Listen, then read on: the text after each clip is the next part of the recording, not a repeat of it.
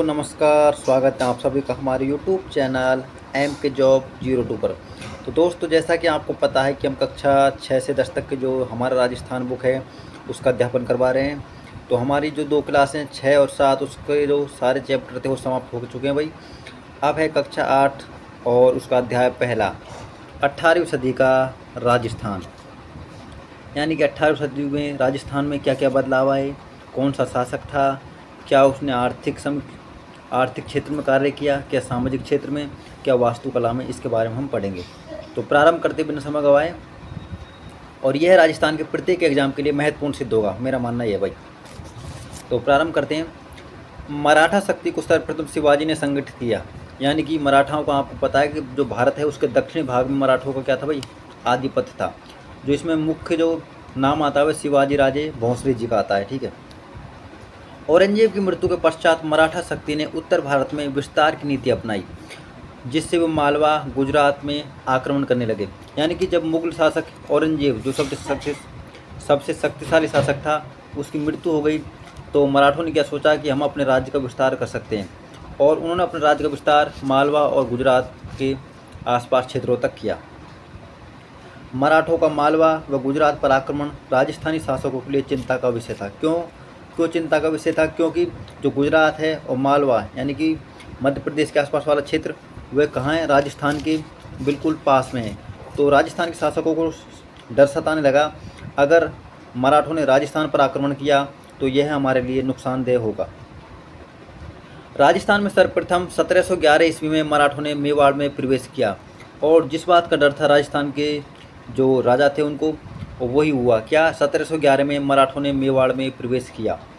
1720 में पेशवा बाजीराव ने मराठा ध्वज अटक से कटक तक फहराने का लक्ष्य रखा। यानी कि जो मराठा पेशवा था कौन, बाजीराव, उसने ये घोषणा की कि अटक से कटक यानी कि भारत के उत्तर से दक्षिण तक मैं अपना साम्राज्य का झंडा पहनाऊंगा। कौन, मराठा साम्राज्य का। अतः उत्तरी भारत की ओर मराठा अग्रसर होने लगे। अब जो मराठा दक्षिण में मुख्य रूप से थे वो कहाँ जाने लगे भाई, उत्तर भारत की तरफ, यानी कि उत्तरी क्षेत्र में मराठा अग्रसर होने लगे। 1726 में मराठों ने कोटा व बूंदी पर आक्रमण किया, और 1726 में मराठों ने कोटा व बूंदी पर आक्रमण किया। इसके पश्चात 1728 में डूंगरपुर बांसवाड़ा के शासकों ने खिराज देना स्वीकार किया। यानी कि जब मराठों ने कोटा और बूंदी पर आक्रमण किया तो वो क्या कर लेते थे, जिसको सरदेशमुखी कर या चौथ के नाम से जाना जाता है, ठीक है। जब उन्होंने 1728 में डूंगरपुर पे आक्रमण किया तो वहाँ के शासकों ने क्या कहा, हम आपके लिए खिराज कर देंगे। यानी कि उन्होंने अपनी अधीनता स्वीकार कर ली। 22 अप्रैल 1734 में मराठों ने बूंदी के शासक बुद्ध सिंह को पुनः वहाँ का शासक बना दिया। यानी कि जब मराठों ने पहली बार बूंदी और कोटा पर आक्रमण किया था, अप्रैल 1734 में मराठों ने बूंदी के शासक बुद्ध सिंह को पुनः शासक बना दिया। यानी कि आपकी जो कक्षा है इसमें शॉर्ट रूप में थोड़ा थोड़ा दिखाया गया है, लेकिन ये कहानी ऐसी थी कि जो बुद्ध सिंह जी हैं उनकी एक पत्नी थी जो जयपुर के राजा जय सिंह की बहन थी, ठीक है। उनके कोई बच्चा नहीं था, तो क्या उन्होंने, जो बुद्ध सिंह जी की पत्नी थी, उन्होंने क्या मराठों को बूंदी पर आक्रमण करने के लिए आमंत्रण किया, यानी कि बुलाया, ठीक है। उसके बाद ये घटनाएं, और बुद्ध सिंह क्या शासक बने, इस प्रकार से है ना। यह मराठों का राजस्थान की राजनीति में प्रथम हस्तक्षेप था। जो मराठे थे उन्होंने क्या राजस्थान में पहली बार, यानी कि राजस्थान के जो राजा संबंधी हस्तक्षेप है राजनीति, उसमें पहली बार भाग लिया था। तो आपको कमेंट में बताना है जो बुद्ध सिंह जी की पत्नी थी उसका नाम क्या था, प्लीज़ ज़रूर बताएं। इससे यहाँ के शासक भयभीत होने लगे। उन्होंने मराठा के विरुद्ध कोई ठोस नीति बनाने का निर्णय लिया। यानी कि उन्होंने सोचा अगर मराठा ऐसे ही आते रहे राजस्थान में तो हमारे लिए शासन करना दुर्लभ हो जाएगा।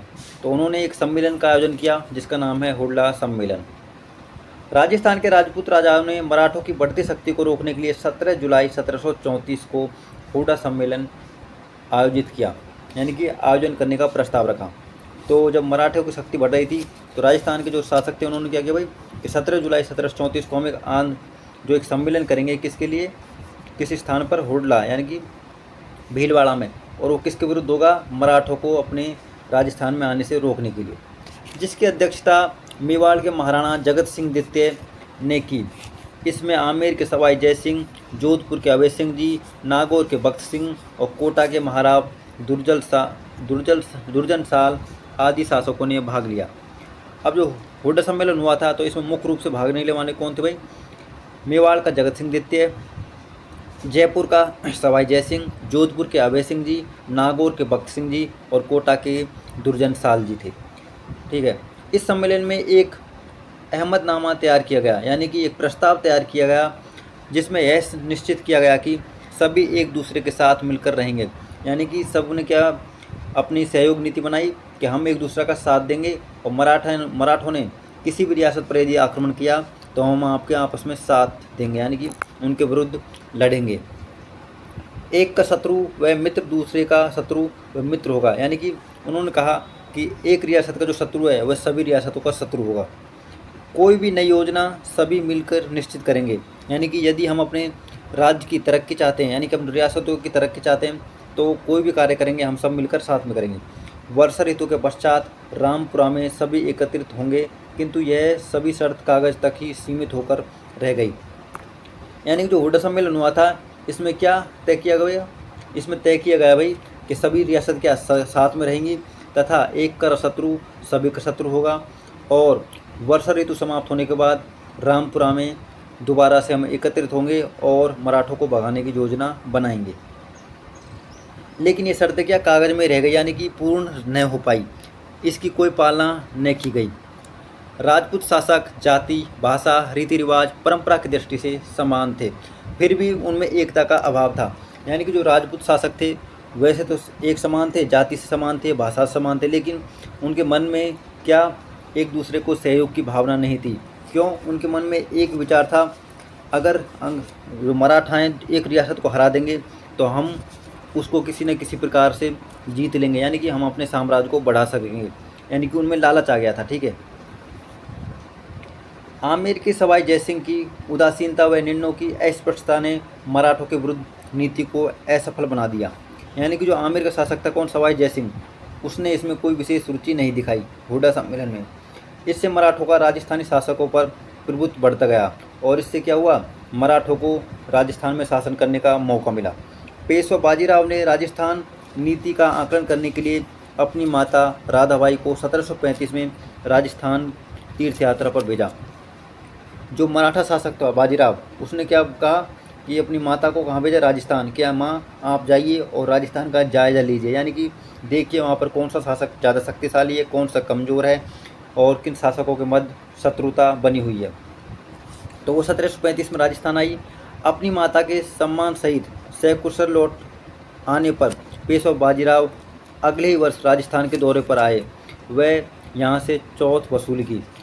जब जो बाजीराव जी है उनकी माता वापस चली गई सकुशल, तो उन्होंने सोचा कि राजस्थान स्टेट बहुत समृद्धशाली है और यहाँ के राजा भी ठीक हैं, तो वो अगले साल राजस्थान में आया और चौथ कर वसूल करने लगा।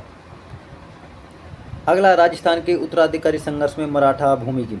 यानी कि जब उसकी माँ राधाबाई वापस लौटी अपने प्रदेश, तो उसने बताया कि जो कुछ राजा हैं उसमें क्या है, आपस में टकराव चल रहा है, तो इसका मराठों ने फ़ायदा उठाया। अब देखते हैं 18वीं सदी में राजस्थान में राजपूत शासकों में उत्तराधिकारी के लिए संघर्ष होने लगा।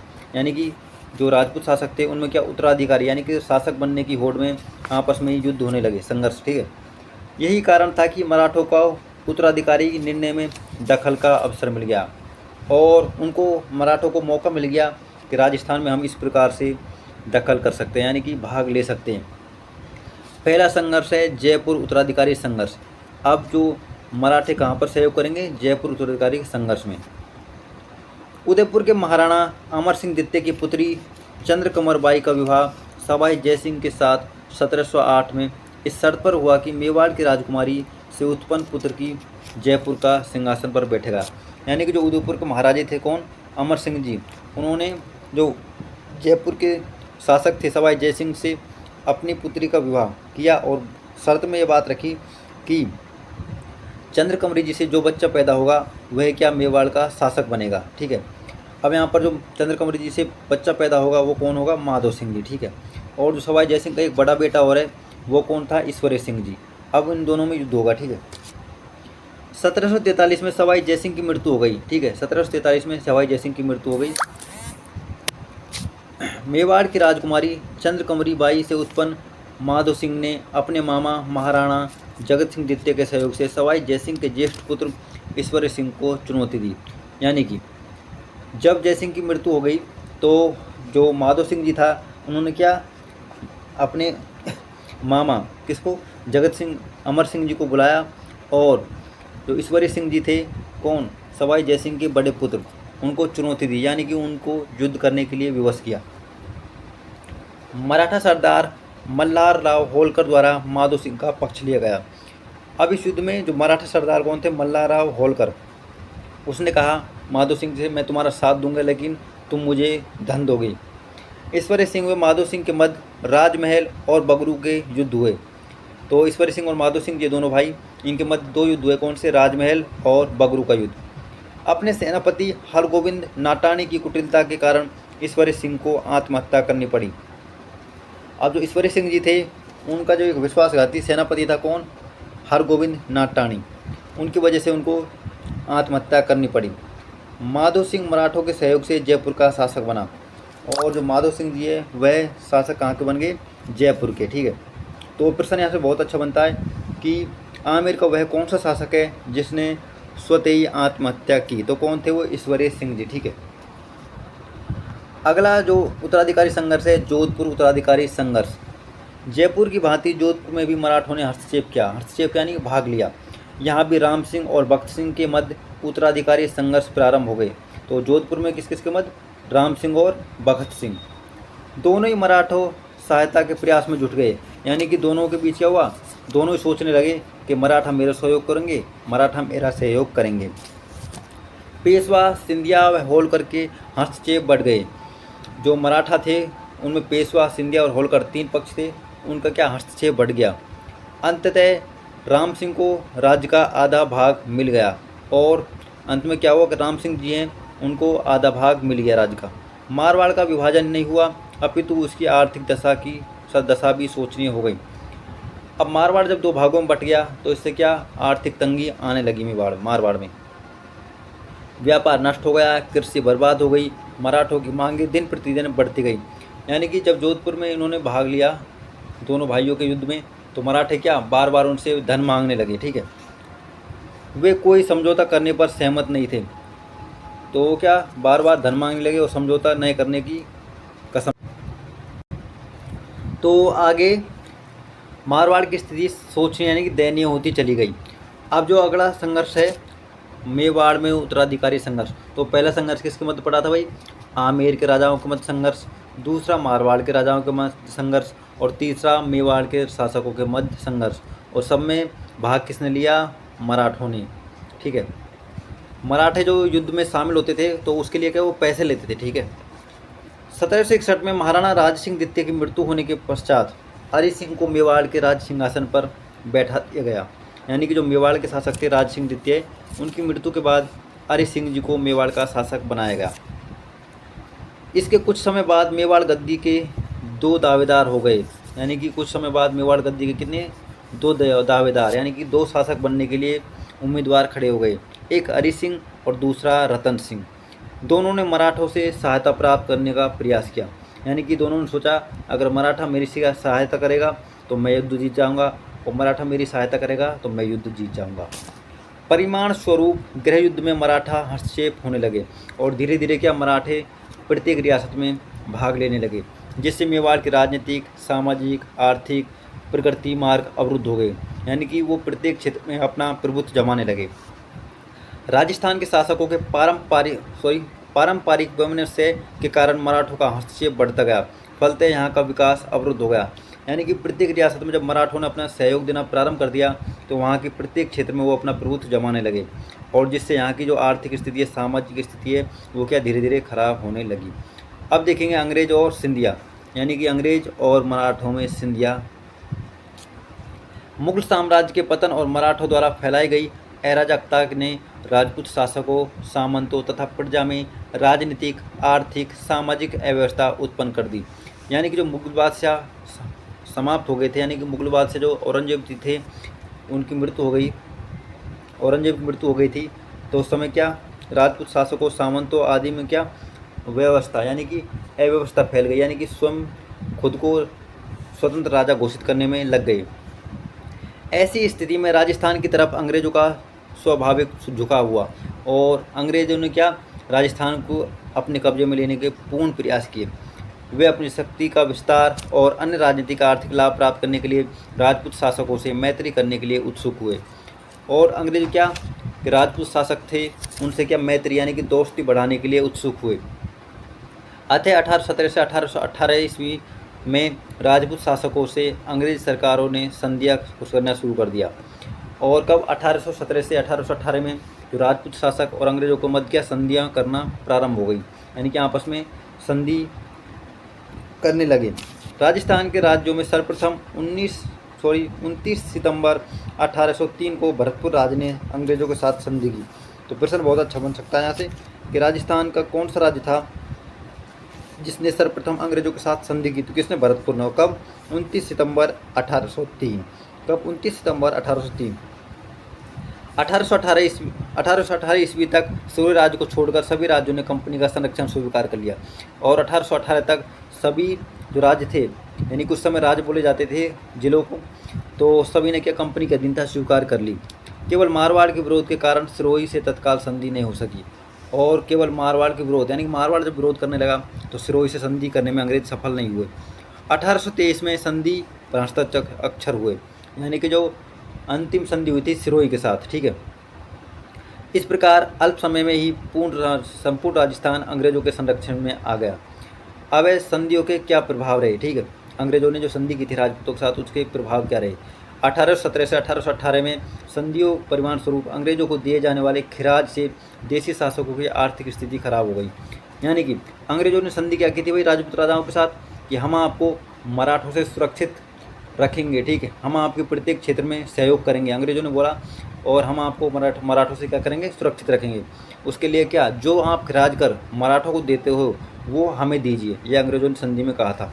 लेकिन क्या अंग्रेज भी मराठों की तरह ही लालची निकले, वो भी क्या जनता से कर वसूलने में पीछे नहीं रहे। अंग्रेजों को शासकों के आंतरिक मामलों में हस्तक्षेप करने का अवसर मिल गया।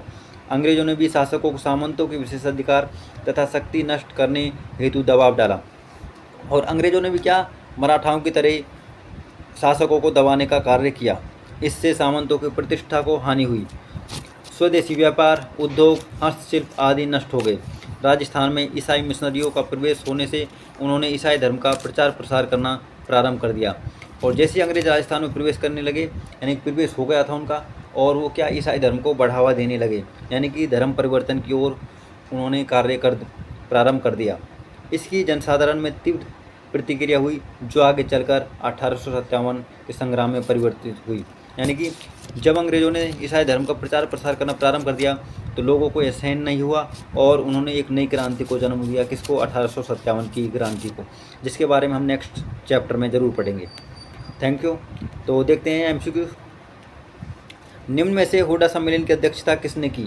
तो किसने? सवाई जगत सिंह द्वितीय ने। ठीक है, सवाई जगत सिंह द्वितीय ने। ठीक है, नेक्स्ट अगला प्रश्न है मराठा शक्ति का सर्वप्रथम खालजी का संगठित हुआ कहाँ से? बूंदी से। ठीक है, यानी कि जो मराठा शक्ति सर्वप्रथम कहाँ पर आई? बूंदी में। और कब? बुद्ध सिंह जी जब शासक बने थे तब। अगला है